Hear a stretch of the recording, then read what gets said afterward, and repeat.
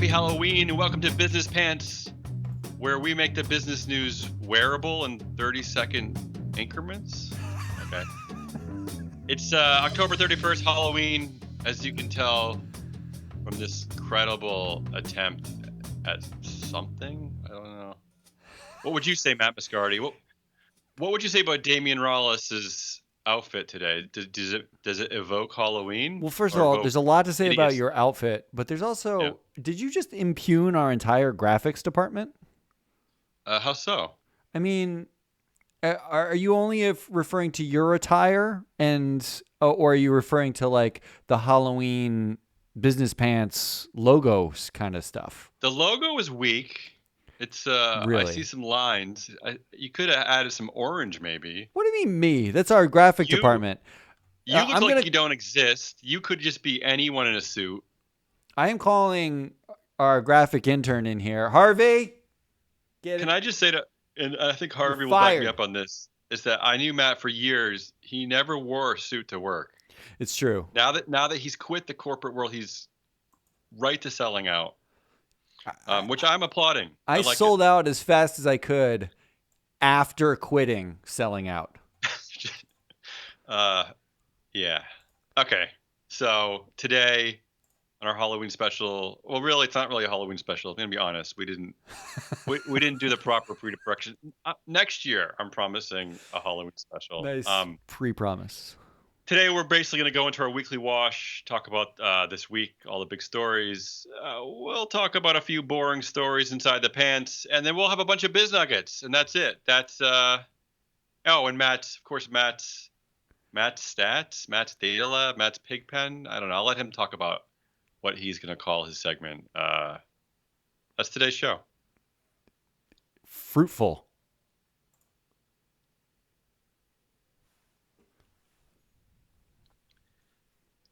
All right, let's get right into it, Matt.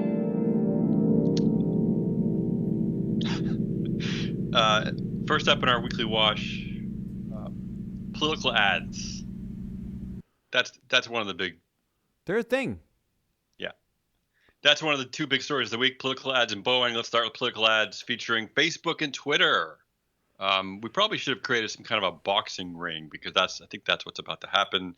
So, as of yesterday, Twitter will no longer allow political ads on its website, according to CEO Jack Dorsey, who said.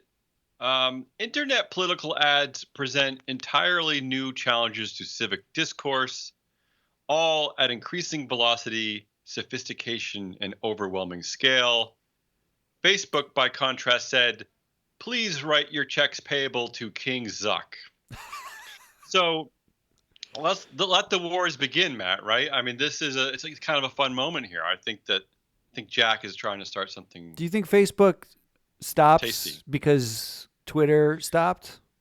Well, let's talk about this because you suggested in our pre-production that you think that Facebook's going to bail out of this entirely in 6 months. So is that what you still think? So I thought about it a little bit.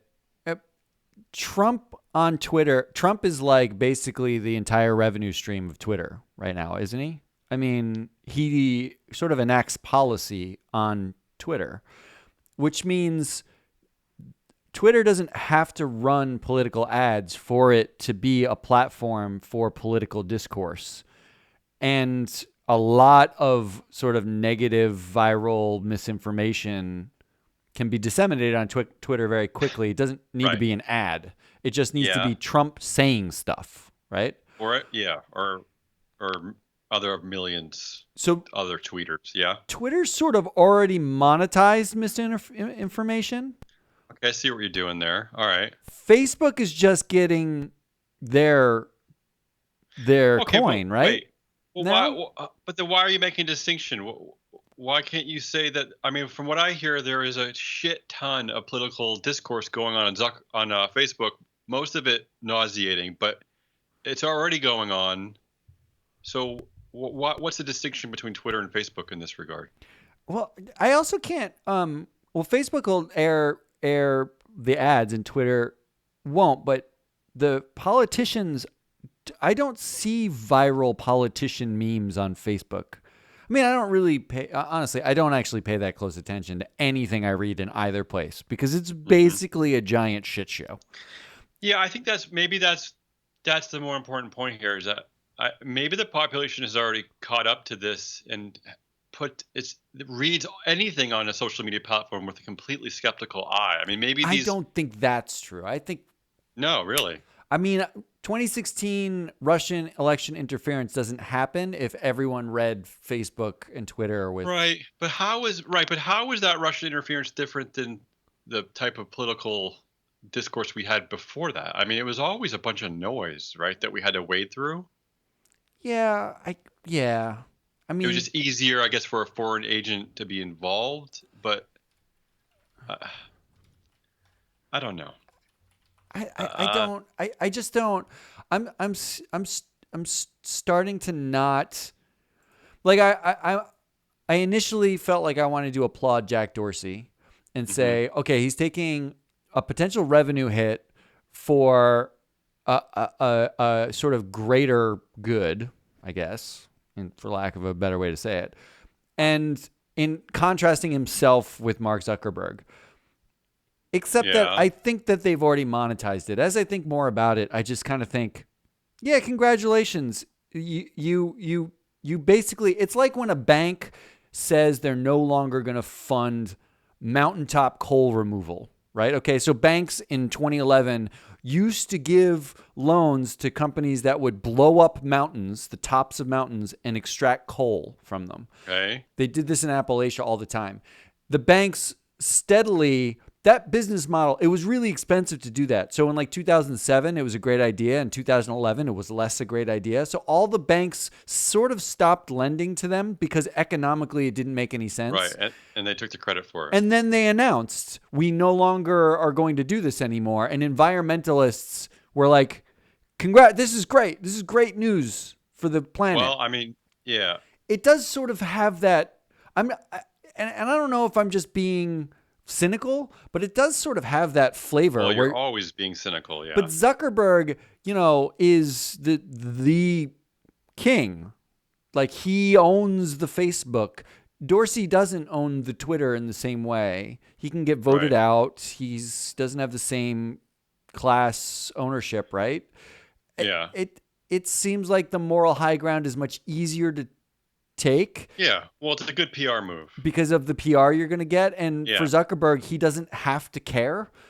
And he can just be Well, ruled by the almighty dollar if he wants in the to. short term, he doesn't have to care, but we'll see where that takes him. So he also said Zuck said that the controversy this creates far outweighs the very small percentage of our business that these political ads make up. I'm going to call complete and utter bullshit on that one because I, the the the influence is what I think that Zuck is looking for, right? It's not the it's the it's the influence of looking like he's fighting for freedom of speech. It's also the influence of getting in bed with certain politicians. And I think there's just a bigger game at play here. Um, God, I think Zuck. you I sound think like a guy dressed in in a like in a red in a red bandana. bandana, like a All right, pirate. let's get off of this anyway. We've babbled through the weekly wash on political ads, but let's just say the I'm happy that Dorsey jumped in there just for this point alone. Is that I'm just it'll be waiting for fun. OKCupid's Barry Diller to come out with a statement that says OKCupid will no longer run political ads on Cool. your All dating right, searches. let's go to Boeing, the other big weekly wash story. Boeing CEO Dennis Muilenburg was grilled again yesterday. This time, I wanted to focus about the grilling about his salary specifically. It's something we talked about here, and I'm glad it was brought up. And it looks like Senator Peter DeFazio of Oregon is obviously a big fan of business pants. He Because is. He's a regular watcher on Twitch. this is what he said. He said, "You are the CEO of the largest aircraft manufacturer in the world. You're earning a heck of a lot of money. And so far, the consequences to you has been, oh, you're not chairman of the board anymore." So that's a direct quote from DeFazio. So yeah, Don't picking up on our line. how dare he minimize what it means to be in the 33% club of CEO chair I know it does memberships. hurt. And then I'm gonna also I'm going to talk about a conversation between Senator Steve Cohen of Tennessee and CEO Dennis, because I think this also dovetails our conversation about the role of the board and how my perspective yesterday is that they're looking at the board's makeup. There's no way these people are going to fire one of their own. So this Oh, is a did he get into conversation. that? Okay. Let me just tell you this conversation. I'll let you respond. So Cohen says, "Is anybody at Boeing taking a cut or working for free to try to rectify this problem, like the Japanese would do?" Dennis said, "Congressman, my board will conduct a comprehensive review." The senator said, "So you're saying you're not giving up any compensation at all? You're continuing to work and make $30 million a year after this horrific two accidents that caused all these people's relatives to disappear, to die. You're not taking a cut in pay at all?" And then Dennis said, "Again, our board will make those determinations." And then the senator said, "You're not accountable then. You're saying the board's accountable." Ooh, So, that's a nice. yeah, I like that. I mean, he's not really wrong. no. How much of the board do you think lasts through So 2020? okay, that's a good question. So who loses first, the board or Or is CEO it a Dennis? situation in which if they don't get rid of him or cut his pay to almost zero, they all get voted out? Something's gonna have to move here. Something, right? Something has to I change. I still think that Dennis is gone. Um, it's too much, and the way they're handling this is just it's disappointing. We should also say that Yeah, the Dan Rogachnig, shout out to Dan, yeah, who was an analyst with us for a long time, who's a fucking genius, okay, has been obsessed with the idea of the cultural problems at companies like this and what happens if you don't make a change. Does it just the culture just perpetuates, right? all right. Well, can we get him in and talk about this? Maybe we should. I know this is the weekly wash, but I do not feel clean. All right, yeah, let's go inside the pants.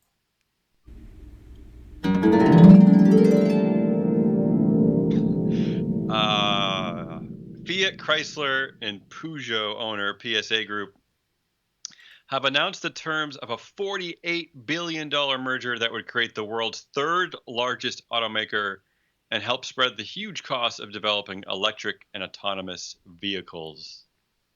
So, any wise insight, Osage One? What do we think about this? So I think Fiat totally fucked this up Oh, last year when yeah, they were going after a merger with Renault, hmm, which just failed miserably. it did. Yeah, And this is like you asked the prom queen to go out with you, and she was like, No, but maybe you should try my sister, who's significantly less attractive." oh, Um,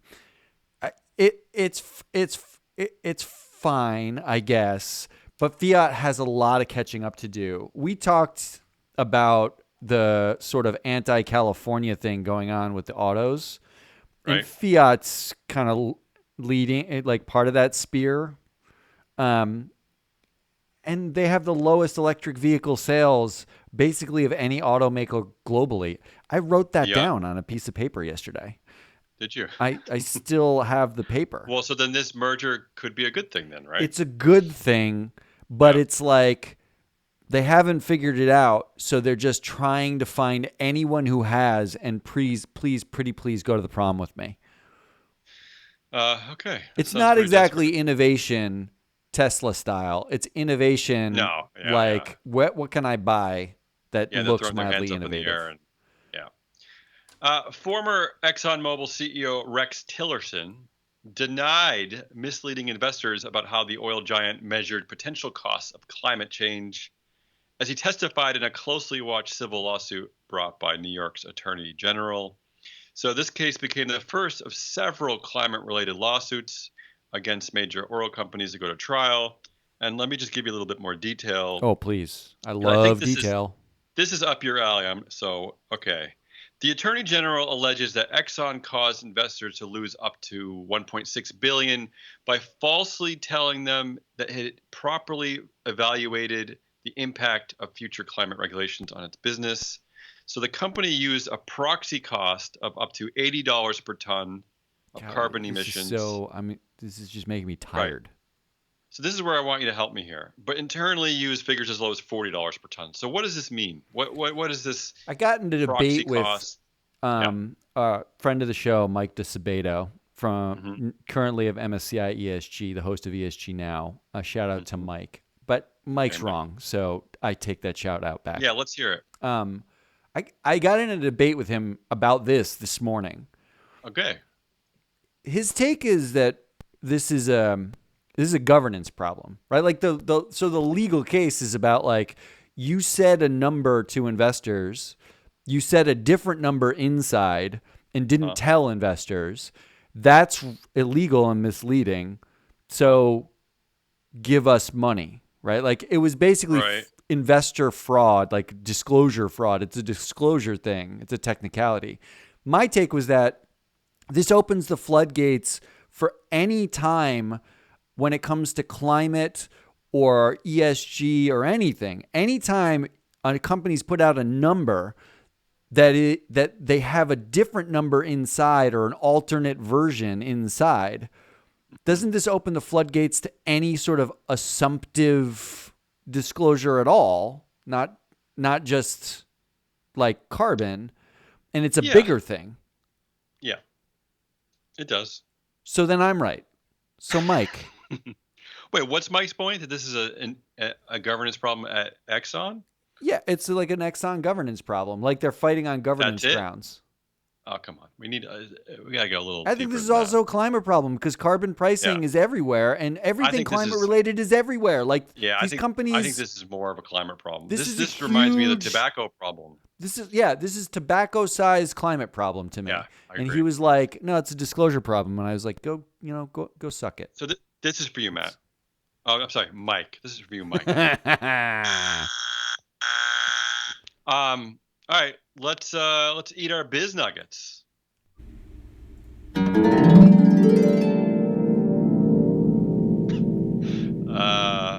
I don't associate biz nuggets with a harp, but all right, we got a lot of them today.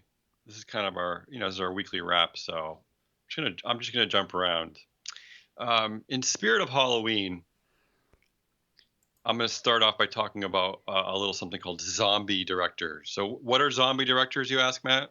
I did not. Well, first of all, let me tell you one wrong thing about this photo.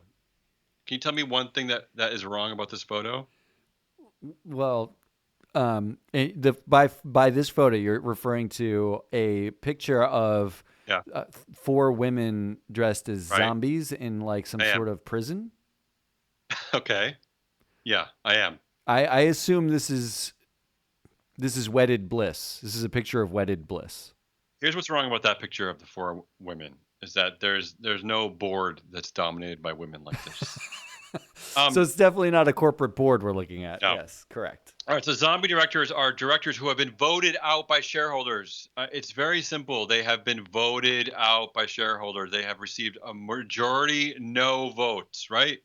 But they stay on the board. So 89% of the directors in 2018 who were voted out by shareholders are still on the board. I mean, that's crazy. I'm sorry, but that's nuts. It should be a bigger deal. It should be something that people talk about, but nobody talks about it. It actually, like, what's the fucking point of the Democratic proxy vote if you can just ignore it? I don't know. There's no point. There's Well, absolutely no point. like I sit here and I espouse like like Mark Zuckerberg is the king because he has all the voting power, but at another company, use your vote, and simultaneously it's like, oh yeah, but P.S. they don't have to care about that Yeah, either. I think you're right. I would say that Zuck is actually has a higher moral ground there because he disclosed how these votes were going to work before Facebook investors bought shares, right? Yes, He put it out on the table. This is just completely going against what they represent. So zombie directors, you are the original autocracy, is what you're saying. Yeah. I'm saying we hate you, zombie directors. All right. Next, you talked a little bit about this with Exxon, so maybe this is a good segue. So Bernie Sanders has said, and we don't have to talk about Bernie specifically. I think this is the bigger point here. Bernie has said, "Oh, I like that. I like how he's hovering over us." The omniscient Bernie Sanders said that he would use the Sherman Antitrust Act to put CEOs of monopolistic companies in jail. And he said the country should be having a discussion about whether that would apply to CEOs like Boeing's Dennis Muilenburg in the wake of the two plane crashes. So, Matt, are we potentially inching closer to actually holding CEOs accountable for their stink piles? Like, is this the new? Could we be heading in this direction in corporate America? Do we really want to take a position that all corporate CEOs should be in jail? That's not the position. I mean, but it's all of them. But he's got this thing that's like, look, I'm not personally a fan of the idea of somebody making $30 million a year to crash an airplane with people in it, right? Like that's, but it's kind of a leap to jail in my brain. Well, I guess it depends on what can be uncovered about what they knew and when they knew it, though, right? Unless you're Martha Stewart and you made $25 on a quote insider trade, then we'll send you to jail. We do not like when women or minorities do this. So that's true. Either he's saying we need to level the playing field so that anybody who does the same thing should all go to jail, or he's saying that that we should just send CEOs to jail. I sometimes can't tell. It's just ranty to me sometimes. How about we're at least allowed to look into things when hundreds of people die? How about we start with basic accountability structures that actually work? We don't have to chuck everyone in jail, but we should have a system in which someone who's not a shareholder or a board member has some say. Yeah, it's called a stakeholder rules. Yeah, I can get on board with that. All right, I'll sit on that train. Speaking of systems, Ken Fisher's sexist comments has cost his firm $3 billion in client assets over the last 3 weeks, as we have talked about. So 23% of U.S. certified financial planners are women, and less than 4% are Black or Latino. So my question to you, Matt, is it possible that Kenny Boy Fischer here has inadvertently man-stumbled into some actual systemic change? Like, could this, or is this just like a nothing burger? I have news for you. Yeah. 97%. I think this is it. Hold on, let me see if I wrote this down in my book. 97.3% of financial planners will be robots in the next 2 years anyway. Okay. There is no way that this ends up mattering. All right, good. Then let's just keep going then, because the United Kingdom wants to develop care robots to deal with its aging population. That's right, care robots. So how's the care robot's bedside manner, you ask? Well, it electrocuted me, but it did sweep up the cilantro, so I would give it a strong D+. Care robots, Matt? I mean, this is sad, right? We're replacing nurses with care robots? Come on. This is the natural. This is just the natural extension of this. Isn't this the first place you'd expect to see a robot? Because we don't want. Because we don't really like old or sick people. Like, just put robots in there. Just put Maddie in there. I did find a company. Speaking of care robots, there was a company that offers, and they sell this. They offer like digital pets that someone controls from a foreign country to purr and smile and send love hearts to old people. You hear that, cat? You're out. Outsource my cat. Okay, next we got a few more here. We're out of time officially. Here's the headline: Hong Kong protests drag economy into recession. Always I mean, got to 'cause blame a protester. that's a cheap shot. Come on. All right, next, a recyclable clothes hanger has been developed by a fashion designer in an attempt to end the use of plastic hangers, which are the plastic straws of the fashion industry. So I ask you, Matt, why can't plastic hangers be the plastic hangers of the fashion industry? Wait, shouldn't it be? Why can't plastic hangers be? Why can't plastic straws be the plastic hanger of the food industry? All right, fine. I mean, when are we gonna? When are we just gonna give up Look, on the just plastics? yeah, That's what I really- let's what? just Come on, stop people. stop with the Come on, ridiculous stop. analogies about what's a what of the what industry. Plastic sucks. Finally, Johnson & Johnson says it retested its baby powder and found no signs of asbestos that prompted the recall. So it looks like a case of he said, she said. So I would say everybody wins.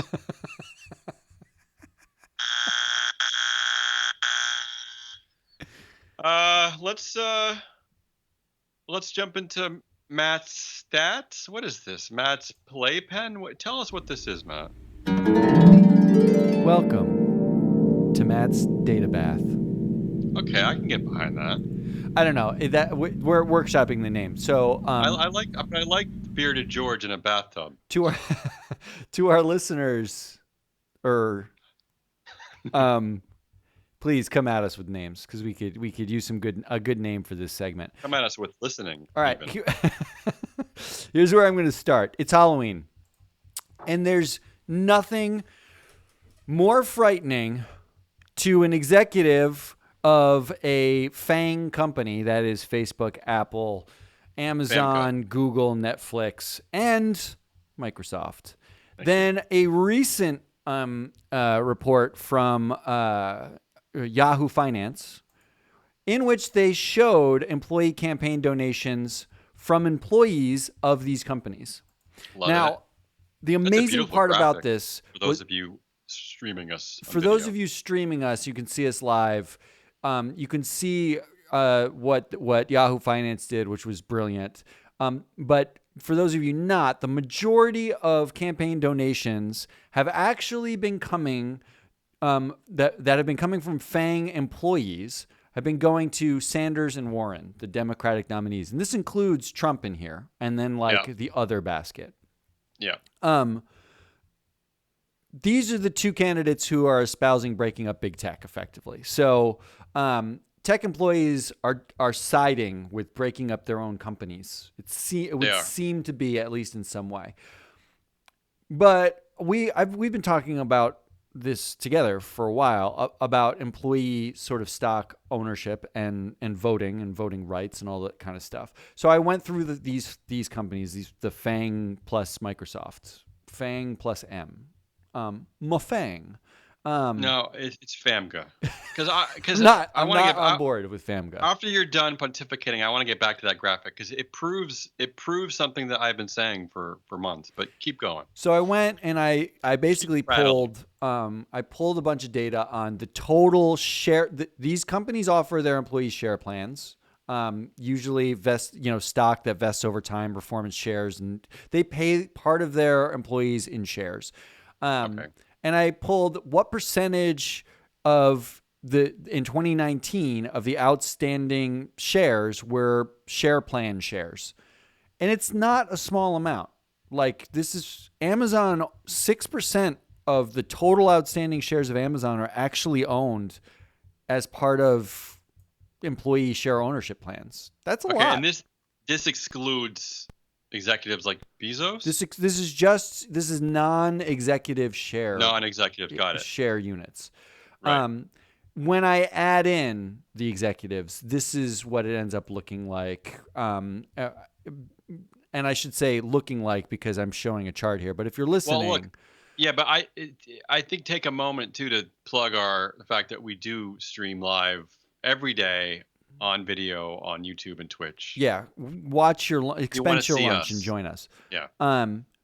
When you do think about the CEO shares owned, Amazon just stands out. Bezos owns almost 16% of all Amazon shares. Okay. But Amazon also stands out because they don't have that's all he owns, right? Like, so what you'll find is that, Facebook, Zuckerberg owns less than 2% of the shares, but he Oh, is owns that right? 57% of the voting power, Oh, right? I didn't realize that. Okay, that's So he interesting. owns really kind of a small amount of shares relative to what those shares are, Okay, the common shares, right. relative to what his voting power is. So Bezos, it's just, Devilish. it's great. So the last step that I went through here Hmm. was to actually identify the companies who the employees own more than the CEO, Okay. and they can vote, and it matters, right? That's Apple, Microsoft, Yes. and Netflix. So there's three companies of the FANG 6, the FAMGA, Yeah.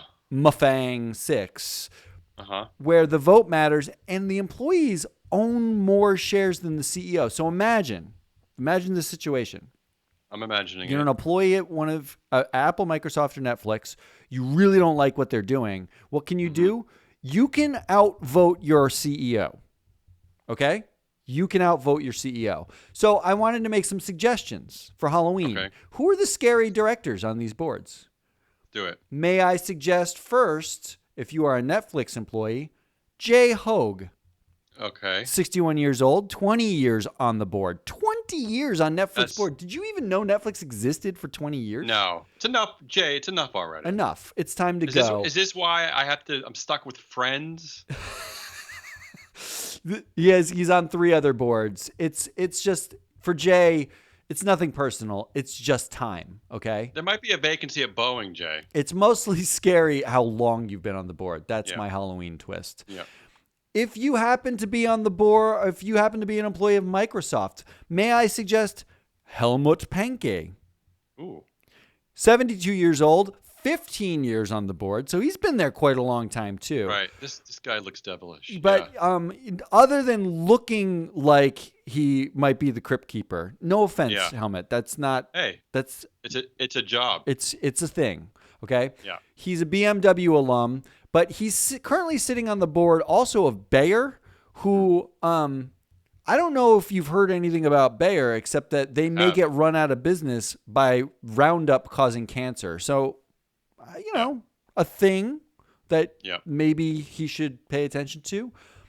Prior to that, Helmut had the distinguished honor of sitting on the UBS board as UBS helped destroy the financial system in 2008. So That's lovely. Okay. So, Helmut, may we suggest to Microsoft employees, Helmut, might be time to, exercise that vote. Yeah. Last. Helmut, you've had your run, Helmut. You had it. You ran. You're done. Yeah. Last, but definitely not least, if you're an Apple employee, may we suggest Ready for it. Yeah. Ron Sugar. Ooh. It's a good Not name. a fake name. Yeah. Ron Sugar. Yeah. 70 years old. One of those names is very sexy. 70 years old, 8 years on the board. So he hasn't been there as long as the others. But Ron is on 4 other boards Yeah. beyond Apple. He's a busy man.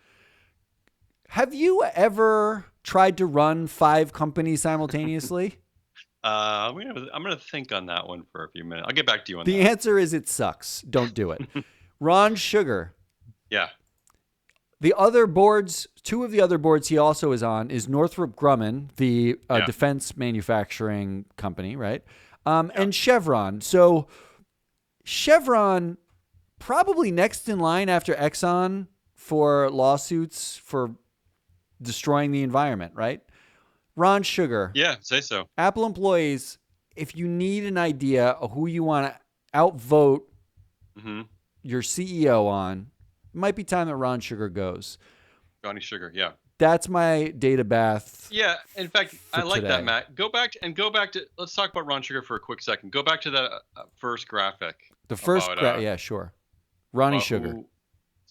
So let's talk about who Apple employees are supporting. They're supporting overwhelmingly Sanders and Warren. So for those of you in Europe, especially if you're in France and you don't know who Sanders and Warren are, they are our most left candidates. So I would say, Mr. Sugar, that you do not represent the employees at Apple very well. Can we, as a last small point, something you we're pointed way out in over time today. pre-production, something you pointed out? Yeah. Make a point. Netflix. Yeah, let's talk about Netflix. Okay, I think so I'm on board with this. your call to axe Netflix from Fang. So I know you can't see this at home, but every single one of these companies in this beautiful graphic that Matt has included, the two top tiers overwhelmingly support Bernie and Warren. It's pretty stark, except at Netflix, where they seem to kind of really hate Bernie. They do like Warren, but they love Mayor Pete. So it got us to thinking, like, why is Netflix the outlier here? And the reason is that they do not belong in Fang. This is like my only issue. This is honestly, it's the weirdest issue to have. I can't. Like, normal people don't even know or care what Fang is, why it's a thing. And this is your thing. This is the hill you're going to die on. Every day at the town square here in Portland, Maine, and no one joins me. I don't understand why no one seems to care. I don't get it. But we're going to be talking about this more because I want to know why Netflix is different than these companies. But that's another day. We're way over. It's been a good Halloween episode. Thank you, Matt. This is. Do you know where you are right now? This is Business Pants.